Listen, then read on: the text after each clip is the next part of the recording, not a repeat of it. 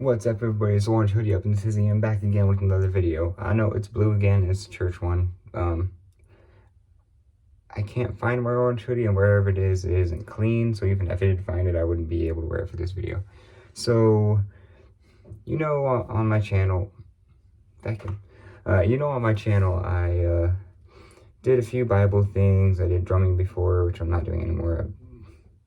I don't really have a desire for it anymore. I'm a singer now in the choir. But, so, I lost my train of thought. Oh yeah, so it's going to be a different video. Nothing about the Bible. It was going to be originally, but I had a kind of a different plan to do, because I just got something new. But it's more of a who than a what. So I'll give you a few hints here. Go ahead and type in the comments what you think it is after I give you these hints, and I'll pin the people who are correct, assuming I comment on this video, because I don't normally.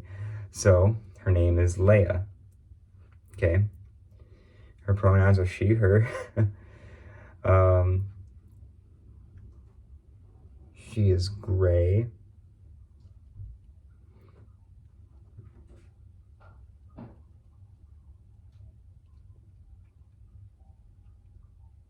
Sorry, I heard my sister exit the bathroom. I didn't want her to come in. Anyway, she is gray and brown. She has 4 legs, claws, and a tail. She's down here. Also, earlier I was cleaning her stuff. Go away. Who are you talking to? No one. Well, I'm talking to the wonderful people on YouTube. Go away. You're not modest. Get out of here. Sorry about that, everybody. But anyway, yeah, I got scratched up pretty good. I was bleeding before. It's not focusing in the best. There we go. That's what we like to see right there. So anyway, she scratched me pretty good today. Not because she hates me, but because we had a little mishap. She kind of fell a little bit earlier. I would be holding her right now to show you, but I think she's in the middle of something that I'll explain later after you guys guess. So we won't be holding her in this video, but maybe later on in a couple weeks. All right. So it's time for me to reveal. Remember, put down in the comments what you think it is. I'll give you 10 more seconds. 10, 9, 8, 7, 6, 5, 4, 3, 2, 1. All right, hope your answers are in. And now it's time to switch to that camera. All right, and now it is time. Here we go. All right, so you can tell what type of animal it is because of what's behind me. Now I'm going to move over and zoom in a little bit for you. That right there, my friends, is Leah, the bearded dragon. So if you guessed bearded dragon, congratulations, because that's what she is. She's got some crickets in there. I made her a salad today too, which is good. And the reason it's a salad is because they're omnivores, which means they eat both insects and plants, for those of you who don't know. She's also got her water dish right there. That white stuff on her salad is calcium. They need that because they can get metabolic bone disease, which will kill them, and they need strong bones. But yeah, she is very energetic, but not so much lately, because the thing that she's in the middle of that I mentioned before is I think she's about to shed. She's moving her head around. Oh, watch her climb up onto her hammock. There we go. Okay, so right here we've got this one. Oh, that's hot. So this is her basking light, and this is her UVB light. UVB is the most important because they can go without basking for a few days. Although it's not ideal, you want them to be able to bask all the time, which is what she's doing because she wants to warm up. But UVB is what's going to keep them alive. But the basking light's important too because if they get too hot or too cold, they can die. And very quickly too, but the UVB is the most important. Like if you have a basking light and the bulb quits on you, you want to get a new one as quick as possible, but for a couple days they'll be okay. I also got like this huge thing just full of crickets. Most of them are dead because they trampled each other, but well, not most of them, just a lot of them. There are, let's see, math, 45. Yeah, 45 in there right now. About 10 of them died, so I've got 35. I've also got this Reptisafe. It's like a water conditioner you put in their water, so it's safe for them to drink. You put it in their bath, like 3 drops. I'm kind of making this video for those of you who think you might want a bearded dragon. And then we've got the Repticalcium, which is good to put on their plants and also to shake up the crickets in and make them white, because crickets don't hold a lot of calcium, but their kale and carrots and peppers and cucumbers and stuff like that do hold calcium, so you'll need to put a little bit on top. Also, if they don't eat their vegetables, and you have a new bearded dragon, don't worry, they will eventually. They need to acclimate first, but if they don't do it within the first week, I recommend getting bumblebee pollen, specifically the brand that's called Altivox or something like that. It's on Amazon. It's in a white bag, or you can get whatever kind you want, but bumblebee pollen is really good for them because the calcium doesn't really taste good, but they need it. So a way to combat that is you can use the bumblebee pollen to cover it up because it's sweet and they like the taste of that. And you want to make sure the salad is colorful too, with green peppers, red peppers, orange. Kale is very good. They all love kale. Carrots, sometimes they like blueberries and stuff like that. But don't ever do cabbage or broccoli because that binds calcium and will suck the calcium out of them and they'll die. Or well, they won't die probably, but they will get sick. So bumblebee pollen's good for them. I have some coming on the way. Also, for cleaning their cage, I have white vinegar. Distilled white vinegar is probably the best thing you can use for them, because stuff that is scented like Windex or Dawn, you would have to leave them out of the cage for a couple hours, because they are rather sensitive animals. They can handle a little bit of rough handling. They're very hardy and they live for up to 20 years, but usually on average around 16 to 17. But the vinegar, it is natural, so it's better. Yeah, vinegar does kind of have a strong smell. Don't use apple cider vinegar, absolutely not. That's not good.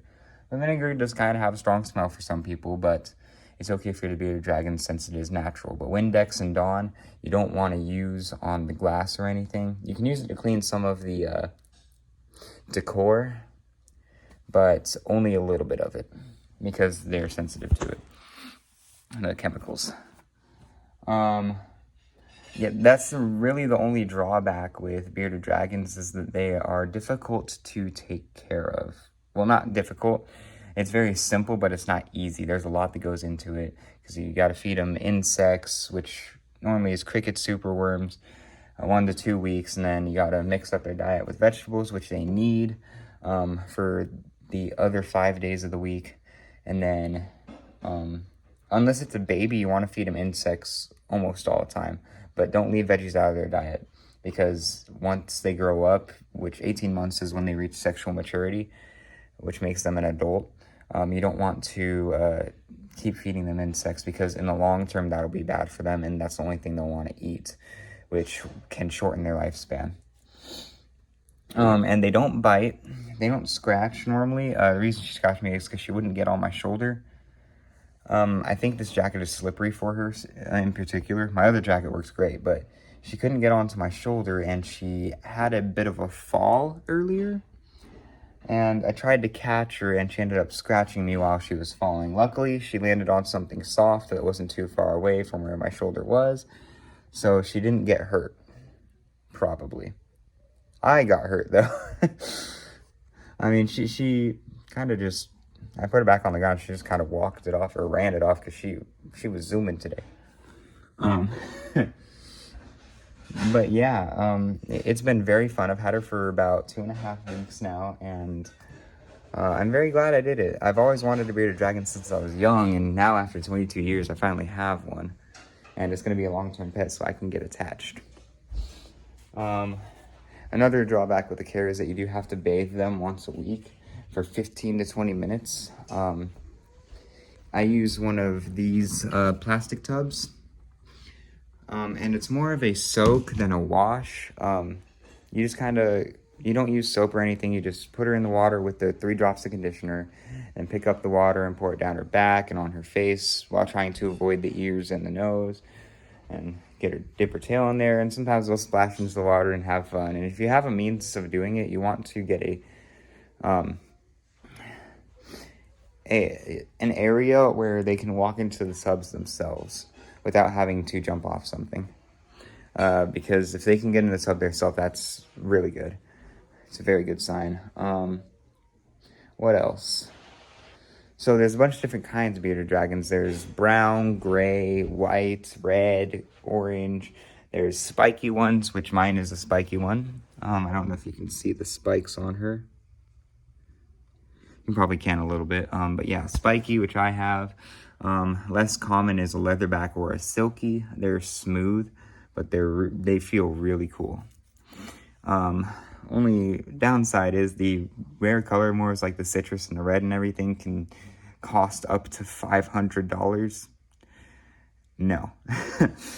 If you go to PetSmart, you can get a bearded dragon, a baby, for about $45-50.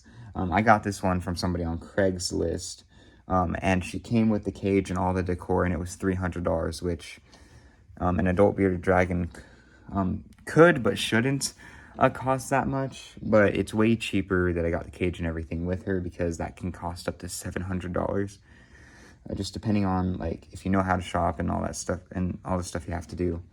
But it really is, it's very expensive, but it is also very rewarding in that aspect, because once you get the cage out of the way and all the decor, you're set, because they don't because if you want a 120 gallon, she's in a 40 right now because that's what I got with her, but I'm buying 120 gallons soon off of DubiaRoaches.com. Not sponsored, but go check their website out if you're planning on doing anything like this. But yeah, you want a 120 gallon tank. She's in a 40. Once you get the tank and the decor and the substrate of your choice out of the way, it is very good. So now let's talk about substrate. We'll use this as a backdrop for this video.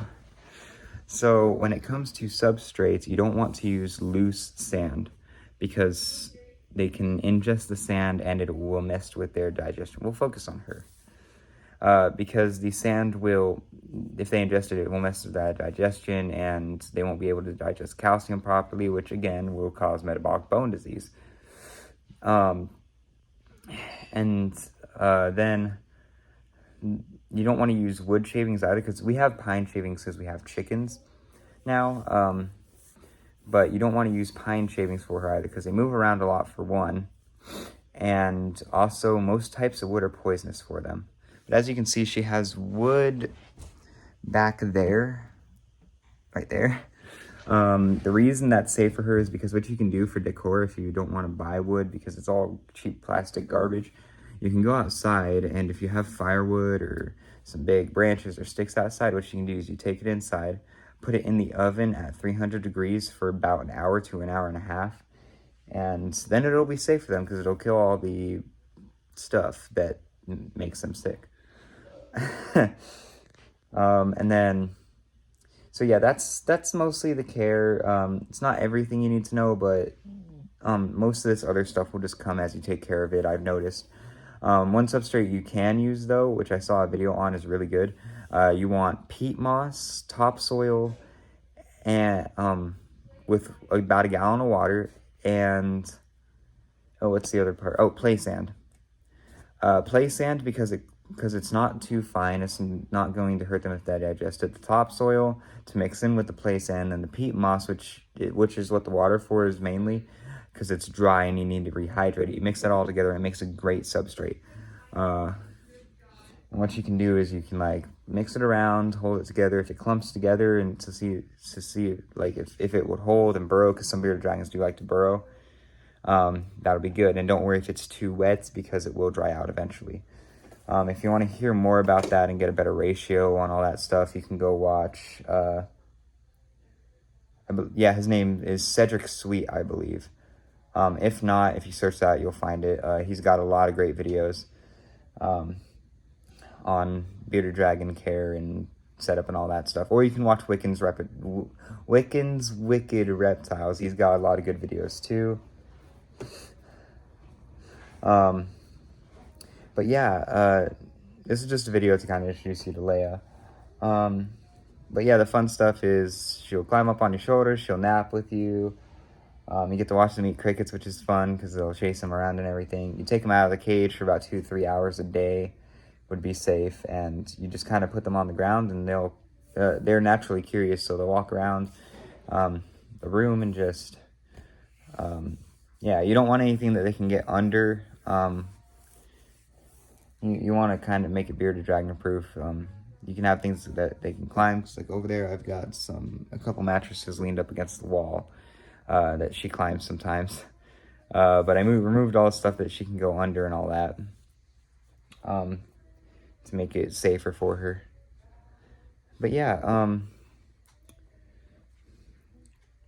but like all the drawbacks, not a big deal, because it's very rewarding in the long term, because you can get attached to them because they're going to live for a long time.